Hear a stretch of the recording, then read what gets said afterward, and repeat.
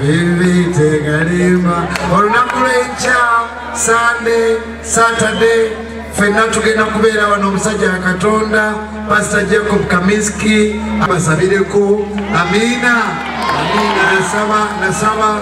nasaba Levikson kubanga nze head boy we Nasana ono head boy we Kawempe Levikson head boy we Kosovo nzaamu kama Eli atulona Tuyenzo tulu kapitante wao Kisasi kwe we kisasi Hayi twaja mukiza utekunye mwe Just edikalo wao Chidi kakati nasaba Levi ni mugasa mutu wateko musajja Katonda ono yasaba nga mpira mu Poland nebaza bannamawulire mwenna nebaza musumba Bishop Patrick Musoke n'abasumba b'erubaga mwenna nebaza nnyo police the other day yesterday police called Grace. Thank you by the way Grace Nachito she's my secretary. Even police called saying tuli olukungana abasiti county terrorism police kitegeza nabo bawulidde naye nga tebatafuna mpapula zaffe bazifunye kakati wetwogerera so bagenda tukuuma bulungi. It was good to see that police reached out to my office, counter-terrorism, saying, where are your papers? And now they are safe, right? Thank you, Bishop. Basewo ne banyabo twetegese tugenda kubeera wano okumala ennaku nnya.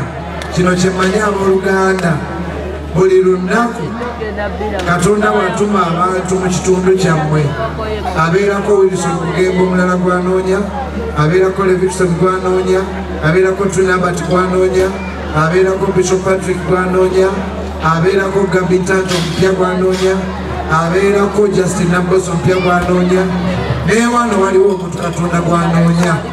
Oba oli mulokole oba toli mulokole kubanga weewuunye omusajja ono ava atya mu nsi ye Mukama yeebazibwe n'agamba tugende Uganda naye mu Uganda ate n'alonda kasawe ka Yanga Kosovo. Abantu b'e Kosovo mumazeemu amaanyi engalo zimuzeemu kyali abawulira. Mukama yeebazibwe omusumba abakola ki baneesaba engeri gy'abawulira mumuleke ku ssanyu yazze ku kyalo kyammwe omukubire mu ngalo ez'amaanyi. Amiina. Kale nange njogereza bigambo bya baganda bange na Bishop Stuart bagambye bwe bagambye oba obeera Kawempe oba obeera Lubaga oba obeera Lungujja abaganda bagamba nti asiika obulamu takola ki. Kino nkyogera nga si kirumamu. Yesu buli bwakyala awonya siriimu, awonya kansa, awonya ebisiraani, agoba ebirwadde, akwata omuntu omunaku nga Bugembe n'amusangulako ennaku n'amusiiga omukisa. Siwulira amiina bannange. Tuyita abasiraamu, tuyita abakatoliki, tuyita abaprotestant, tuyita abaseventh-day, tuyita abalokole, tuyita abatali Katonda wadde abasamize. Banange mujje Yesu abatikule emizimu, mujje Yesu abawonye endwadde, mujje Yesu abakolere. Banange amiina yammwe mazeemu amaanyi. Nzize n'omuliro gwange naye mugenda muguzikiza atubekozogo. Nyambe mujje Yesu abakole ki? Eddagala liganye, abasawo bajjanjabe biganye, ogenda kuwonera wano. Ennaku nnya teziyinza kuggwako nga tewali awonye kizibu. Mama ababye nga Mukama bandizeewo. So it's about Pastor Jacob, it's about Pastor, but it's not about we, it's about Jesus.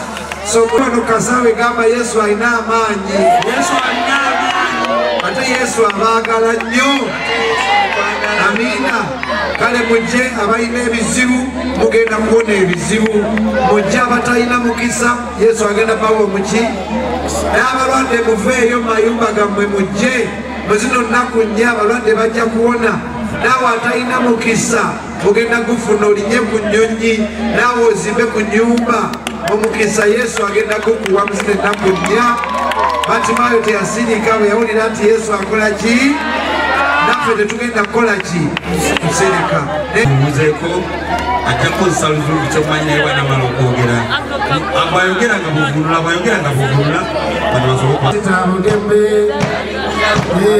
bikiso ninaye nabana tuna batinaye basana ye ali baba abana kwenyo ali yawera kumujalo ali yasika kaka ana jukile bikoko akalulu kaliwa munawera weche manange tuyibene kano wanaza ke bibi simaulira wangula n'omusaayi sitambi aswazi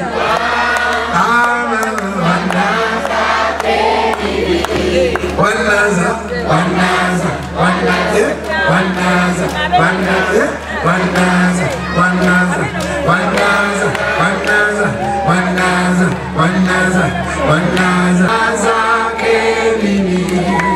tiuyo aita muchivina n'omukono gwe ogumya akuttele ekitala barasta gye muli mulabe rasta nti wanike emikono waggulu omusabe akusumulule abekosobo otali kusiri bwetuwulira nti yesu ayita omwoyo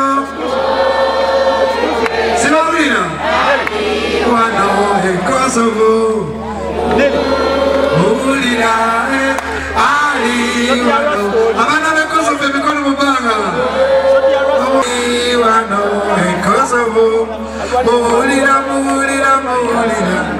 ali wano okugolokoka nate okutwala eddala era ng'ekintu ekyamaanyi kigenda okubwatuka wano ekosobo kisaasaana eggwanga lyonna wala nnyo naye ate gwasula wano n'otava mu nnyumba y'okukolaki just erusaze wali n'ogaana okujja kinaaba kiswaza nnyo. Amanya gange Wamutale Vicson, njagala Katonda okuyita mu kwagala abantu ate era n'ensavinga Katonda okuyita mu kusavinga abantu. Njagala okwebaza abasajja ba Katonda, mwebale nnyo, mwebalire ddala kulonda community yange.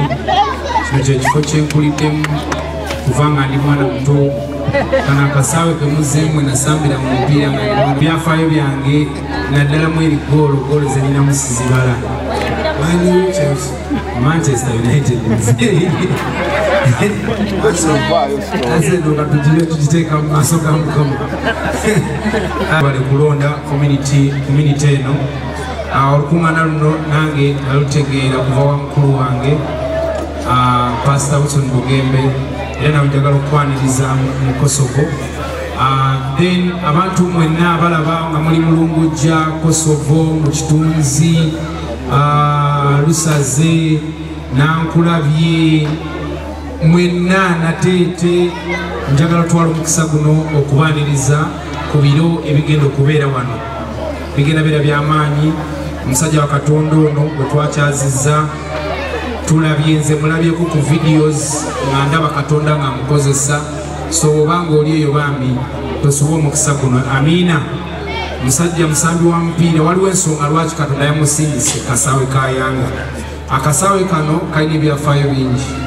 Kaproducinze abazannyi b'omupiira abali ku national team, abazanyira mu mawanga ag'enjawulo. So waliwo ekintu ekyenjawulo. Lwaki omuzannyi w'omupiira yalazanyira mu Poland n'azanyira mu ttiimu ez'enjawulo ennyo ate nga wakabi okuba nga azze akola olukuŋŋaana mu kifo kino. So obanga oli eyo kubira ku muno ne waba yasenguka ajje abeerewo twewangulira omukisa guno. Eyasenguka bamumanya. So byebyo byange, Mukama Katonda banjagalire era bankuumire te ku bwereere. Pastor Twina Hambert ku bwereere. Ani omulala Justin Nabosa ku bwereere, n'abayimbi abalala banjawulo ku bwereere. Nze kale mundabalaba nnyo naye mulwawo kundabeera nga nnyimba si ekyo. So musaleeko kigenda beera kyakabi. Ne bakyali bange tubadde tuyita Musumba nga tuli mu kubuulira enjiri door to door. Twebaza Katonda nti abantu batandise dda okulokoka. ekyo mutukubire engalo ez'amaanyi. So tuli very expectant, tusikiriza Katonda Katonda agenda kukola eby'amaanyi. Abaweereza ba Mukama mpubirako bwoti bwali behind camera. Agulumizibwa Yesu. Neebaza Katonda nti ndi mujulizi w'ekyo Mukama kyagenda okukola e Kosovo wano. Nze nzikiriza nti Katonda takyalidde Kosovo yokka naye akyalidde Uganda. Tuli ba mukisa nga Bannayuganda. Nga Musumba Bishop Stuart wagambye ne bw'oba oli wala Kawempe, as long as we in Kampala tukwaniriza jangu twala omukisa. Yesu buli lwakyala ku kyalo Musumba wange, Yesu buli lwakyala ku kyalo manya nti aze kuvuunika bikulimo atuwa omukisa, azze kuggyayo abanaku abasitule. Nkimanyi tayinza kuba mu Kosovo nga takoze. Kale ffe tugenda kulembera abayimbi, tugenda kutendereza, tugenda kuyimusa ettendo, abasumba balagule, abasabe basabe. Toyinza kufaano kyekimu nga bwewazze. So wetegeke ennaku nnya ez'okulaba Katonda. God is simple and is truth. And it's no matter if we are listening and reading the scripture in Europe, in the United States, in Australia, Africa, Asia, that's no different. The word of God is for everyone the same. And there are the principles. If you follow the principles, you will get the fruit. So I really believe we have to stay straight with the scripture. We cannot change and twist the word of God. The word of God is yesterday, today, and tomorrow the same. And I really believe we have the same Father in heaven. We breathe the same air. And we have the same Holy Spirit who can change our life. So I really believe we have to align with the word of God and find the answer there. Not in the culture, not in the economical situation, because I believe God is able to change every situation if we really trust Him and follow His principles. Amen.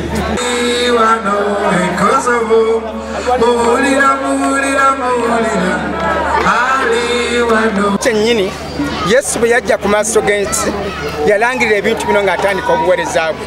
Ti Mukama anfuseeko amafuta okubira ebigambo ebirungi eri abaavu n'abo abalina emitima egimenyese. Mukama ojjizza obujja okumba emitima. Mu kiseera kino abantu bakoseddwa mu bintu bingi, ebbula ly'ensimbi, ebbulwa mirimu n'ebintu ebyenjawulo. Naye enjiri eno ez'e Kosovo tukkiriza tegenda okuzimba emitima gy'abantu, ebawe essuubi n'ekigendererwa eky'okukoleramu. Abantu abakosa bannabe kyengenda obbabulamu okosa muno naawe weekosa era okosebwa. So kyetaaga okwegendereza n'okwewala ebintu ennugu, obukyayi, ekiruyi n'ebintu ebifaananako bwe bityo, kubanga enkolagana ennungi eyamba era etumbula omutindo gw'obulamu Uganda ku mutindo omulala, era guzze mu ngeri eri prophetic ti mu kiseera kino kye tulimu Uganda egenda okutwala level endala, era ng'okugitwala twetaaga Katonda. Tuli kukaala amatendo agayitibwa Kosovo, mulungu gya Kosovo. Kyerupe bwe mulaba Yakubu okuva e Poland eyali omuzannyi wa kapiira. Olwaleero takyazanya kapiira, akizannya mu njiri ng'aleeta abantu ku ddembe Yesu. Kakati nno leero tuli wano bayita Kosovo. Kosovo kisangibwawo kiri wano mulungu gya Kitunzi, waliwo ebyalo ebiriraanyeewo. Kakati nateete tuli wano tubayita bassebo ne bannyabo nti mujje kino kye mulaba kino tekibangawo mulungu gya Kosovo.